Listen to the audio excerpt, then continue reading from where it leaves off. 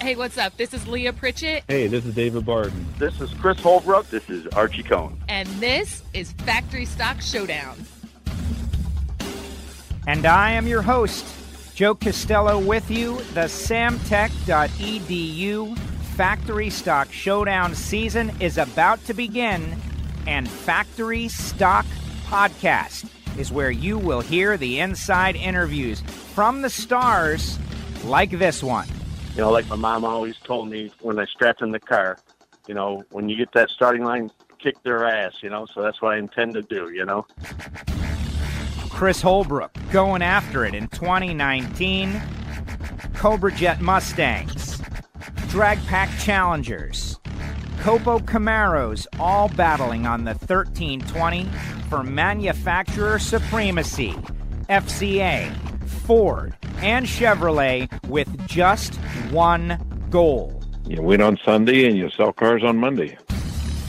The factories are back, the cars are fast, and the drivers are ready. Stars like Bo Butner, Jeff Turk, Mark Powick, Drew Skillman, David Barton, Leah Pritchett, Daddy Warbucks, Don Fazell, and more. You'll hear them on Factory Stock Podcast as the 2019 samtech.edu Factory Stock Showdown season begins. Now is the time. Factory Stock Podcast. Go to Apple Podcasts, click subscribe. The first 2 episodes are ready to drop. You're not going to want to miss it. Apple Podcasts or wherever you get your podcasts, Factory Stock Podcast. It's time for an inside look at the most powerful motorsport on the planet.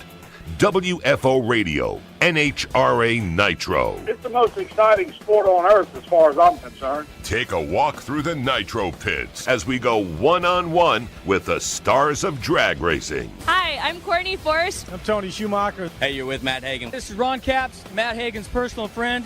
You're on WFO. Featuring the NHRA's Alan Reinhart. Our events are truly an experience. They're not just a spectator event. They are an experience. So get in, sit down, and hold on with host Joe Castello as he goes WFO. Thanks, brother. Always love being on WFO, baby. Nobody brings it to you better than you, brother. Now crank it up. It's time to go WFO. Here's your host, Joe Castello. What's up, everybody? Joe Castello here. WFO Radio, NHRA Nitro. This is a quickie special results edition. We're going to catch up with all the drivers next week. But I got to jump a plane to Johnson City, Tennessee for Performance TV on Motor Trend Network. That is a 8:30 a.m. Sunday morning TV show, Kathy Fisher and myself. But we are going to have Alan Reinhart on to give his thoughts about an event that, to me, it was just so special. I will go into that in the future and on the Ignition show, but we got to have a conversation for the NHRA Nitro fans. But I do want to tell you, the show is brought to you by CatSpotLitter.com and MagicDryUS.com. Scott Palmer was out there. We had a great time hanging with the folks from Magic Dry and CatSpot. If you've got a shop, MagicDry.us. If you've got a cat, CatSpotLitter.com. Made from coconuts, absorbs 560% of its weight. Got to get it. Audible.com/WFO Nitro. Start your 30-day free trial. You podcast listeners, you might like to listen to audiobooks and various subjects on Audible.com/WFO Nitro. Motorsportsguys.com. Terry McMillan's new venture, mail order, based in Elkhart, Indiana. Motorsportsguys.com. Get that Amalie motor oil better than it has to be since 1903. HusseyPerformance.net. Folks at Hussey out there getting the job done with Sean Bellemere. Bellemere lighting it up, winning the race. Quickest ET in history. HusseyPerformance.net. Thanks to David Allen and the family for supporting WFO Radio. FrankHawley.com. Frank came up and hung out with us in the broadcast booth. So cool to have Frank up there. FrankHawley.com. The Dragster Adventure is what I think all you guys need to do. Drive a dragster, experience the thrill, and you will absolutely be hooked on driving and NHRA drag racing. Rodak's Coffee and Grills.com. Marvin Rodak, hot sauces and spice rubs and everything good, tools and grills. But it's the coffee, roasted fresh per your order, to your door. that will change your life like it has changed mine. RoadXCoffeeandGrills.com. Hangstafers, metalworking lubricants, Hangstafers Laboratories, helping you be more efficient in the shop, in the factory, any metal cutting, metalworking, and they are worldwide. Hangstafers.com. And Samtech.edu, the School of Automotive Machinists and Technology. Start your education with full speed. They can help place you. They can help train you, whether it be machining, CNC programs, motorsport, EFI. They do it. And want to remind everybody, we have launched the Factory Stock Podcast. Just search Factory Stock Podcast. It is a separate podcast all about Factory Stock Showdown, and you will absolutely love it. As inside as it gets with Factory Stock Showdown. Subscribe, write us a review. We want this thing to be as big as possible here in the early stages of Factory Stock Podcast. 2 episodes up there now, the Gatornationals Results Edition, a quickie with Brian Massengill, and then the winners with Drew Skillman and others coming soon. Factory Stock Podcast. Do not miss it. Apple Podcast, SoundCloud for now, rolling out on other platforms very, very soon. And there you go. Those are the people that make it possible. Time to get into it. Joining us now, he is the voice of the NHRA. He called the action out there at Gainesville Raceway, the 50th Amalie Motor Oil NHRA Gatornationals. Alan Reinhart. Alan, welcome back. How are you? Hey, Joe, great to be back. I'm still a little bit in shock, to tell you the truth. You know, that at end of day yesterday was one of those where you put your feet up on the table and go, holy smokes, did I just see that?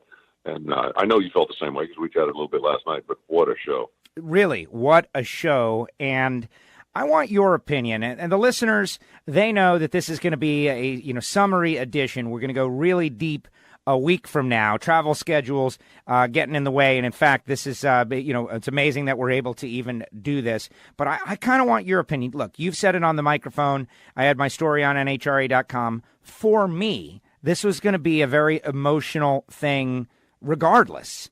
And, I'm there with my father. I'm thinking about 40 years. We've got the legends, unfinished business, all of that stuff. So it was overwhelming for me emotionally because I'm connected to this race my whole life. From your standpoint, who has been to, let's call it 30 years of drag racing and full schedules for like the last 20, were you feeling that extra energy, the emotion, the just whatever it is that was in the air? Was that just me, or was that the entire event? No, I think it was the entire event. I'm a big believer in, it's always the details. And, little things, if all the little things are good, then, you can put up with some issues with the big things. At least that's me. On this particular event, the big thing was, it was going to be impossible to live up to the hype until it did. And then it was the little things, the crowd response to the unfinished business. When's the last time any drag racing anywhere, and even in their heyday, there's no time that I can think of when the crowd had Big Daddy and Shirley and Ace and Kenny and Snake and Terry Vance and WJ and all standing out there, and Joe Amato, all standing out there on the turn at the same time. Hey, pick your favorite hero. And that was an electric moment. The way that race went off was just, unfinished business is finished. Wait, we're not finished yet. Was amazing. Me, I'm, pretty pragmatic, and I always pride myself on, look, I'm logical. I'm not emotional. But that's just me. That's the way I'm wired. When Lee Greenwood is standing on the starting line singing God Bless the USA while the safety safari parades, I'm going, wow, this is cool. TJ sticking the landing. I've seen it 100 times, but TJ sticks the landing when he comes down with the flag as the anthem is finishing and the cars are firing, and it was just like, nailed it. That was cool. There was all these little things that, to me, kind of put the event over the top. We've had tremendous races before, but all these little extras, and I think for me that really put it over the top. It was a spectacular show. Absolutely. And so we are going to rapid fire through things that happened. I've got my points. You've got your points. We'll really dig deep a week from now on the next NHRA Nitro. If you're a first-time listener, we're going to hear from the drivers. We're going to hear from Richie and Robert and Bo. We're definitely going to hear from Randy Lynn Shipp. We're going to hear from as many winners as I can get on next week. Travel schedule this week, just a tough deal. So let's do some rapid fire, Alan. You know, top of your mind. Like for me, we started a Factory Stock podcast a week ago, and I really loved the category prior to this event, period. But I feel like this was a coming of age. You asked me on the microphone, what was better, Factory Stock or Pro Mod? And we went back and forth moment for moment with those two classes. I don't know. I got to say, I think the final round of Pro Modified probably put Pro Mod over the top in this particular battle of those two categories. I mean, it had to. Can I but just jump? Yeah, jump in anywhere you want. Well, I mean, I know that you're like headed for the airport and got stuff to go. I just was going to throw this in the suggestion box. Yes. Category by category, go top fuel. You give me your best point. I'll give you mine. Funny car, bang, bang, bang. Because next week we'll have plenty of time to do it. But I got them all. Here we go. Ready? Top fuel. Richie Crampton wins back-to-back Gatornationals, his first win since a year ago, defeating Clay Millican in the final round. My point is Mike Klober.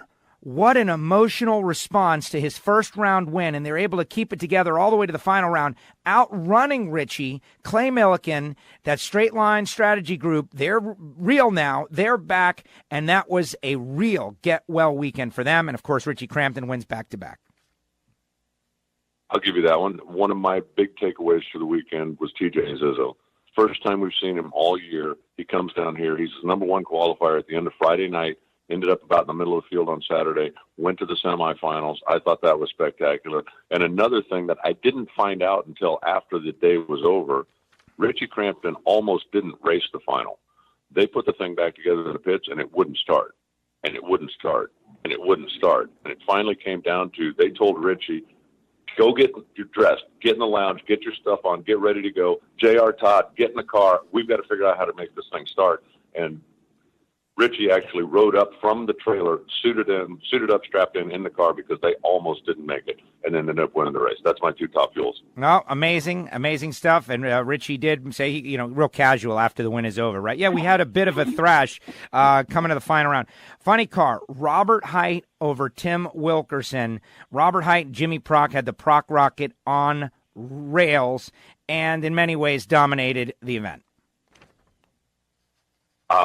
Jimmy Prock, that's my number one funny car thing. There were plenty of other highlights we can talk about next week, but they were in the right lane for the first round, ran low ET of the round, right lane, close to the round, ran low ET of the race, came up in the final round and switched to the left lane. And I'm sitting up here thinking, if that thing smokes the tires or does something stupid, till the end of time, people are going to think that was the dumbest move in the history of auto racing. Jimmy Prock told Bruno Massel, and again, I found this out later, down on the starting line, because Bruno said the same thing. What are you doing? And Jimmy said, well, both lanes are deteriorating a little bit. We think that one deteriorated a little more than this. I'm drawing it back a little bit. I think it'll run a mid-86, and I believe it went 386.6 in the final. And I'm going, okay, Jimmy, if you can do that, you're the man. That's my one funny car takeaway that just, unbelievable moment. Yes, and the ETs 86.9, 87.0, 85.2, 86.7 in the final round. Really total domination by Robert Hight, and Robert was fired up looking for the green beer on St. Patrick's Day. Pro Stock, Bo Butner over Alex Laughlin. Alex, who had been dominating in the Southeast, winning lights out, gets to the final round of the Gatornationals. Hold that thought. Okay, gets the final round of Gatornationals. Well, folks, Sean Langman shut off early, 392, 289. Went 3.15, 281 at the 8th, which is out the back door, probably an 88. Probably an 88. Nice. And in case you were wondering where Alan is, everybody. In case we can't tell you. Don't let him know, Alan. Yes, testing is going on.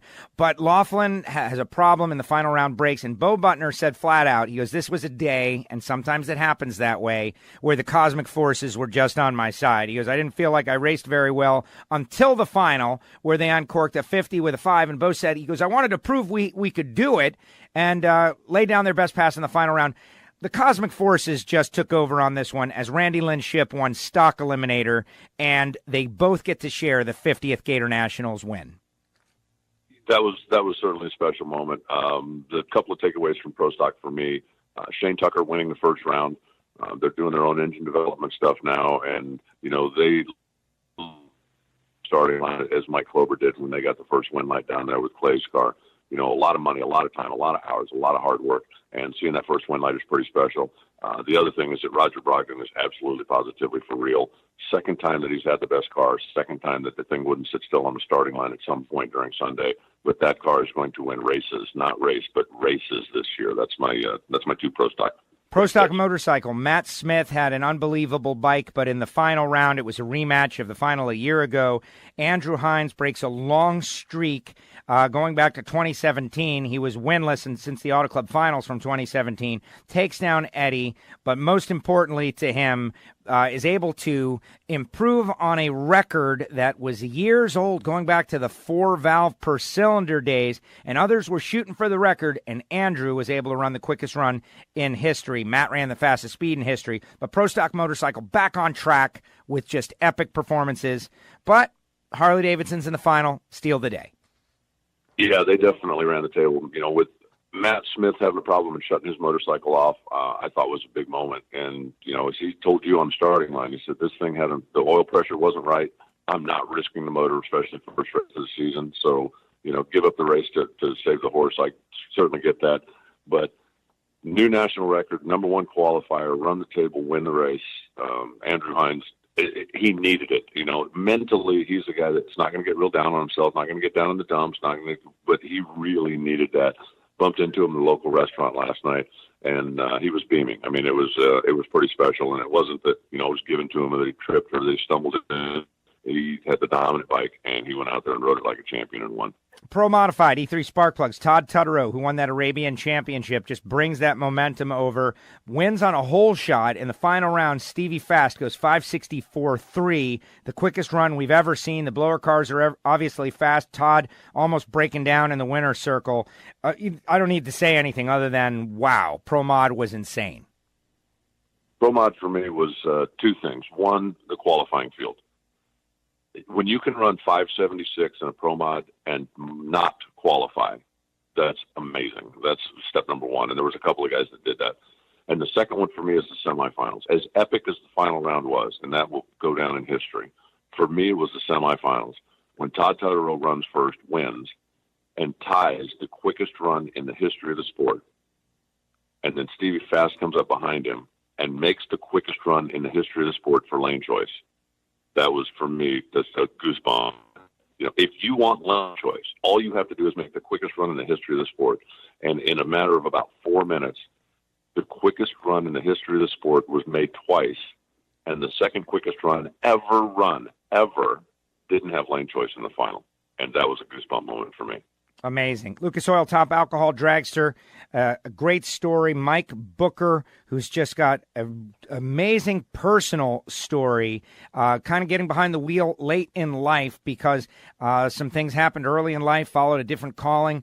From the number 16 spot, goes all the way to the final, but in the end, it was Megan Meyer, who is a great young driver who has been very strong, strung together some excellent runs 520, takes the win, and Megan is a Gatornationals winner. Yeah, I agree with you on Mike Booker. It was a classic case of one of those, when it's your day kind of thing. It just kept going his way. And he was making decent runs, but he certainly, wouldn't have been picked as a throw. For me, was the blower cars, which have always run very well here. Chris Dempsey's always had great luck here. Sean Cowie came down here, qualified number one, ran a couple of runs in the teens. Those two guys were both gone after the first round. When Tom Fox got beat in the second round, it was going to be all injected cars. And that's the two things I think that I would drop in my top alcohol dragster bucket. Top Alcohol Funny Car, Sean Bellemere, on the anniversary of his mother's passing, goes out there, wins the race, and runs the quickest run in the history of Top Alcohol Funny Car in the final over Doug Gordon, 5:35.2. Exactly. I mean, what can you say about that? The funny cars were amazing. Johnny Lindbergh back out here with Brian Haug. They made the long tow out here. They ran very well. But Bellemere, Bartone, and Boggs, they were a buzzsaw. If you add up 3 Bs, apparently that comes up to an A+, because that's what they were this weekend. Top Fuel Harley, Bo Lane, back-to-back, Bob Malloy, the high gear only bike. Coming around, Tak Shigematsu, though, the quickest run ever with a 10 with a 1. Unfortunately, blew up the bike in eliminations. But Bo Lane, collecting those points, solid weekend, wins the race.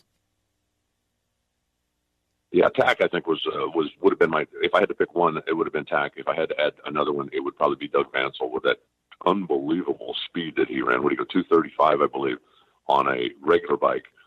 Tack, of course, has the Pro Charger on his. But the Harleys, again, they have come so far in just a few years from, okay, yeah, these things are cute. Let's watch 6 of them and see if we get 1 or 2 good runs to, man, hang on, because they're going to go to the stripe and they're going to put big numbers on the board. They have made giant strides in performance as well as in consistency, and it's getting even crazier to watch. As much as I never wanted to ride a Nitro Harley before, I don't want to ride one with a blower on it even more if that's possible. Yes, no, I agree with you. We agree. No thanks, guys. You do that. That's cool. We'll watch. Samtech Factory Stock Showdown. Drew Skillman over Stephen Bell. Drew had to run his dad. All the great Ford versus Chevy matchups. Dodges were a little slow, but Leah gets in the field and showed an 85, so they're not that far behind. But I just felt the first race of the season, it lived up to the hype. It absolutely did that. I think the one thing for the Factory Stock Showdown that should stick with anybody that follows this is last year, if you had run 796, everybody in Factory Showdown would come over and they would kneel and they would bow and they would praise you for the incredible performance that you just laid down. This year, if you run 796, everybody in Factory Stock would come over and they would help you take the awning down and put your toolbox back in the trailer because you're going home. Yeah. I mean, right? Right. When's the last time in history, other than maybe when pro stockers went from the hodgepodge to, 2,300 pounds, 500 cubic inches, 1984, has one class had such a tremendous performance leap between November and February or April? Well, that's the parallel that I had been drawing in my mind, Alan. You called it out right there. When everything just advanced dramatically in a way that was good for the class, that people could see bigger performances, better performances in a way that mattered. Getting under that 800 to me, I think, is important. People love the 7-second number for whatever reasons, even high sevens, and that's the parallel I drew as well. Just a quantum leap forward for Factory Stock Showdown. Drew Skillman taking the win. David Barton tearing up a car. Happy that we did not have a 2-car incident right there, but David says he's going to try to break out some sort of backup and be at the next race. Yeah, that was definitely a scary moment. There's a lot of discussion going on right now about if there's something they can do. What there have been some rules in place that everybody's kind of stood pretty firm on that they're looking at now with a different angle because it could be more of a safety issue and I don't want to get into too much detail, but, the cars are making so much power out of stock parts and pieces that the thing is, maybe it's time for a little tweak, not from a performance standpoint, but just to help the longevity of these things. And that's being discussed because everybody wants to see these cars run 170 miles an hour. Everybody wants to see these cars run 790, but nobody wants to see these cars, fall to the edge if something minor goes wrong, that it ends up being an incident where you lose a car. Comp eliminator, Craig Bourgeois over Randy Daniels, and Craig was on the tree, to say the least, getting the job done. I love Craig Bourgeois, but he was lucky not to red light in the final, and I think he'll tell you exactly the same thing.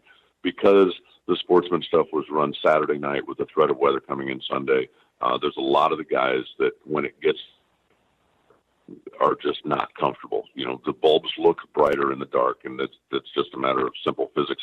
And there's a lot of guys that aren't comfortable racing in the dark. And I think Craig would tell you that he had no intention of being even close to perfect on the tree, but he got away with it. And, good for him. Superstock, Kevin Reiner, Mark Alvey, Rich Schaefer from the Southeastern Division keeps coming in and being like, Kevin Reiner, you got to watch this Kevin Reiner. And it happened a year ago, and it happens again. Kevin Reiner, absolutely for real. Division II racer, wins the Gatornationals. Again, it's his second national event win. His first national event win was last season. And should be we have 5 points races and 5 national events at Gainesville because that guy, for whatever reason, this place is sweet to him, ran the table. And the car he's driving is like a disguised soccer. It's not one of the, ridiculously fast, crazy super soccers. It's just a nice, consistent, high-flying, fun car to watch, and very, as I said, very consistent. Good for him. Second national event win, both of them Gatornationals. Randy Lynn Shipp mentioned it earlier over Ed Longany Jr. Randy Lynn, just an unbelievable weekend. She was beaming afterward. She also had her, biggest wheel stand of her life, at least with that car, over the course of the weekend. The biggest that I've seen was dragging the bumper in qualifying. Randy Lynn Shipp, stock eliminator winner. Yeah, great job throughout the course of the weekend. Look at some of the people that she beat. And it was just, again, it's one of those things, when you're clicking, I think that she was grateful that we ran the race on Saturday instead of running it on Sunday because, as well, anybody that's ever competed, that sometimes you just get into, the mythical zone, and there's no guarantee that you're still going to be in the zone tomorrow. So if you're in the zone today and you have a chance of, do you want to play another game today or do you want to come back and play a game tomorrow? Let's go, bring it on. Let's serve it up. And I think that was the case. Randy Lynn just was absolutely locked in. She, in the semifinals, was 003 on the reaction time, came back, finally went, that's too close, need to back it up. And then she was still in the good zone on reaction time, but not close to red lighting. And then she goes down, if I'm not mistaken, she drove a stipe at 005 or 006. She was feeling it, and it paid off. And, again, good for her. It's her sixth national event win. She was really down in the dumps after what happened last week. Anybody that knows Randy Lynn, that car is the most special thing in the world to her. You and I have both seen when you go back and the fact that NHRA race and put a ding in the door was very, very painful to her. But seeing it back in the winner's circle, I think, was good medicine. And you broke up a little bit. Just want to make sure everybody knows. Yeah, somebody drove into the door on a scooter and damaged the car. And, that's the kind of thing that, with the wrong people, there can be a death penalty. But we'll move on. The cosmic forces made it right with Randy Lynn, which is awesome. Super Comp Holden Larice over Nicole Stevenson. Nicole Stevenson's doing a heck of a job in that car. Going all the way back to Indy last year where she went to the semifinals. I think she's going to win one at some point this year. And I'll tell you this, if you're going to beat Holden Larice, don't wait until the final round. It was his third win in his third final round. When he gets that far in the day, he gets locked in and doesn't let him get away. And he did. His dad won the Baby Gators and Top Dragster, so the Larice family they had a pretty good 2 weeks down here in Florida. Super Gas, Ed Richardson, not Edmund Richardson, Ed Richardson. Some people confuse the two different guys, but Ed Richardson, as former champ, goes out there. It had been a little while, takes the win over Carl Watts. Well, Ed Richardson took a little time off, and he just recently got back involved on a fairly regular basis. And I think there's a lot of Super Gas guys, especially down in this part of the world, that wish he'd have stayed retired. The guy's just really good, and he came down here and ran the table. It was kind of cool to have a door car against one of the Corvette Roadsters in the final for a little bit of variety, but it was just it was Ed Richardson's day. Super Street, Doug Ramsey over Colby Fuller. Super Street contested at the Gatornationals, and I think it's something that needs to happen on a more regular basis so I can plan for that 2025 season. We started the debate, or I started the debate. It's, does he get a 50th anniversary Gatornationals trophy, or should he be the inaugural Super Street winner at the Gatornationals? Because nobody else had a chance at it. But I'll tell you this: when Doug got to the final, he wasn't leaving any chance of letting that trophy get out of his hands. For those of you that bracket race, he put up a 10-pack. His reaction time was 0.05, and against a 10.900 index, he ran 10.905. And if you wanted a trophy, you're going to have to get inside that. That's pretty strong stuff out of a Super Street racer, especially in the final round. Top dragster, it was Anthony Bertazzi over Steve Furr. Top sportsman, it was Sandy Wilkins over Bruce Thrift. Neither one of those exact shock, is it? Seeing Anthony back in the winner's circle, I believe it was his 26th national event win total. He's won in 4 different classes. Steve Furr is another real power player down in this part of the world. So, 2 of the guys that you expect to be there got there. And Sandy Wilkins, reigning Division II champ, he's in the discussion year in and year out for the World Championship, usually coming down late in the season. He had also already won earlier this year at Orlando, if I'm not mistaken. So he's going to be a player again. But that's a tough car and a tough driver. There you go. Alan, great job. There it is. A top to bottom, folks. All the winners. Wait, one more. Warren Johnson over Ed the Ace McCullough in unfinished business. the first time. Yeah, that was a pretty sweet moment, and especially when they decided to come back and refinish the unfinished or finished or whatever. I spoke to Warren a little bit after he got out of the press room, and he was just having a great time. And the one thing every one of the legends was talking about was, hey, this is just fun, getting back in the car. But you know as well as I do, the competitive juices started flowing again. You're the one that was down on the return road for a lot of that, some of the smack talk and some of the stuff. They were having fun. The fans were heated up. And Arlene Johnson actually posed the question, does that count as national event win number 98? Yes. And I love that Arlene is thinking that, right? Like, she's the one. It was so great, Alan. Really, it was an emotional deal. And the one, it just goes to show you that, you don't know what is good or what is bad. People were complaining about the streetcar aspect, and the negative Nancys out there were like, no offense to the Nancys out there, the negative Nancys were saying, oh, these streetcars, whatever. But if Ed the Ace can't just pop off his seatbelt and hop out of the car and go walk over to Warren Johnson, it changes the dynamic of the whole event. And that's what made it fun, that we could hear the crowd cheering, that you could hear them willing their drivers on to victory, that they could just get into each other's cars really easily. The streetcar aspect made it better, in my opinion. And some of the stuff that I thought was a riot, too, was, the talk about, well, Warren did something to his car. Warren did something to his car. And, you were there. When Warren was making a test run, I went down in stage lanes. We opened the hood of the car. I took a picture of Warren looking under the hood of his car, and I posted it on Twitter.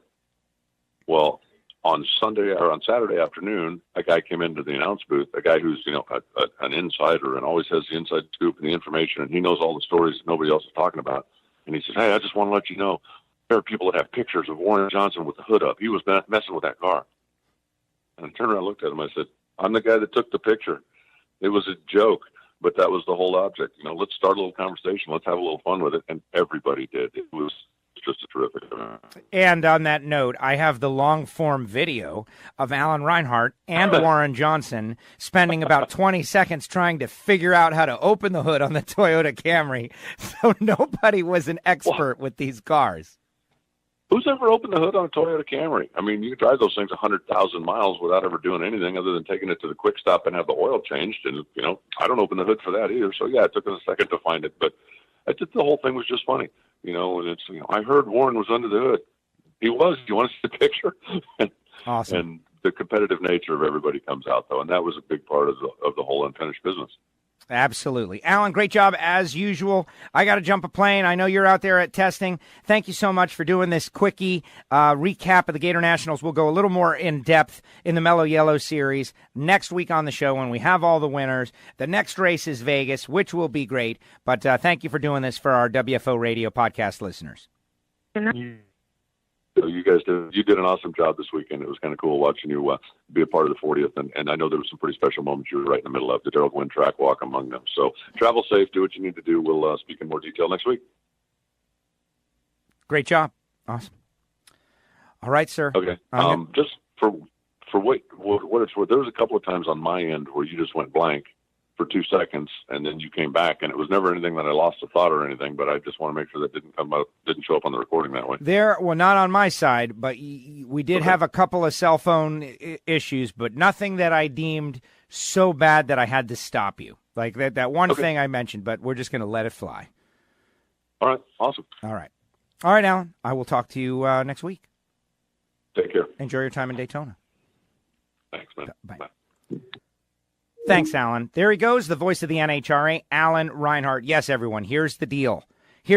Got to run. NHRA Nitro. Putting it up there, putting it out there, but headed up to Johnson City, Tennessee for Performance TV on Motor Trend Network, 8:30 a.m. Sunday on Motor Trend Network, and that's where I will be, and got to run. I do want to remind you guys, though, you may or may not have heard that we launched the Factory Stock Podcast. The words Factory Stock Podcast. Put those into Apple Podcast. Subscribe to the show. Please write us a review. Episode 1, Episode 2, or results episode.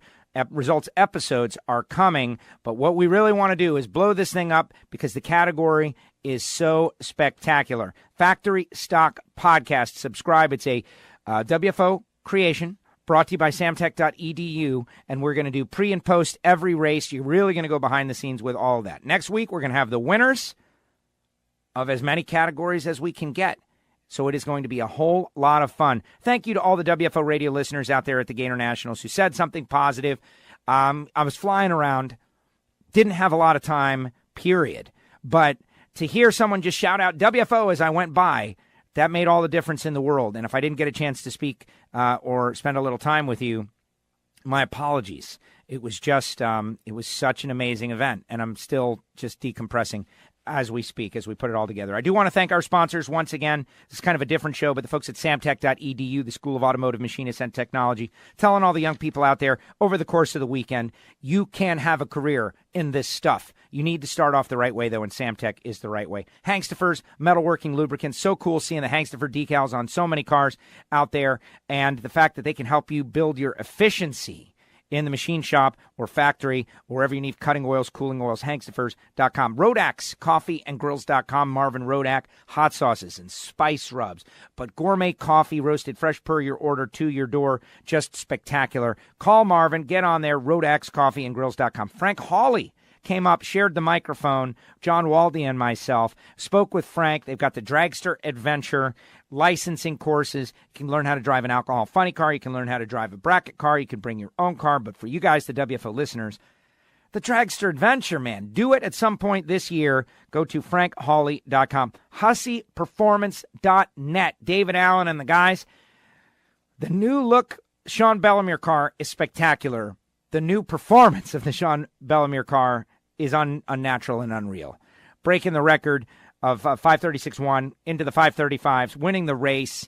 We're going to connect with Sean next week. Thanks to the folks at Hussey Performance. And if you need copper head gaskets, they're the best in the business for a reason. They've got 40 years experience, and clearly those that use do well with the gaskets. HusseyPerformance.net. Motorsportsguys.com.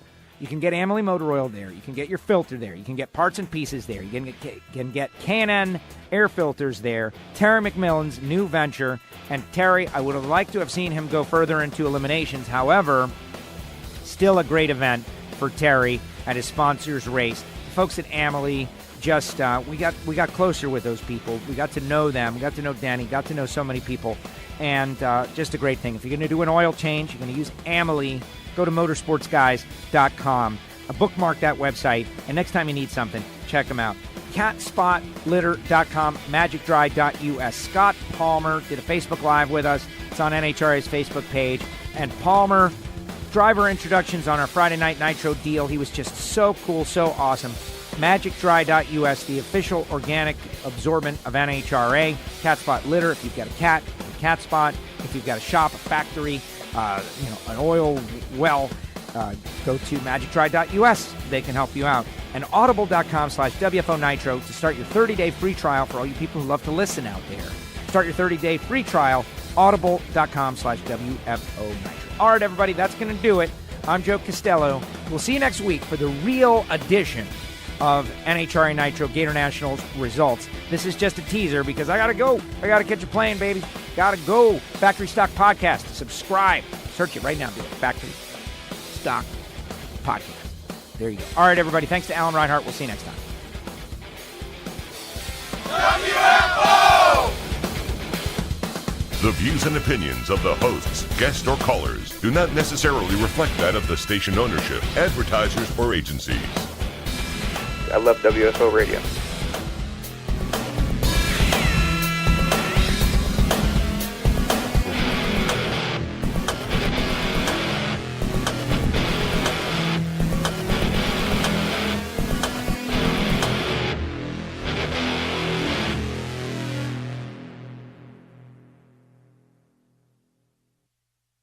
WFO Radio is brought to you in part by the School of Automotive Machinists and Technology, samtech.edu, education at full speed. Hey, racers and race fans, I want to tell you about the Motorsports Guys, motorsportsguys.com. Terry McMillan stepping up as a supporter of WFO Radio. Check him out, motorsportsguys.com.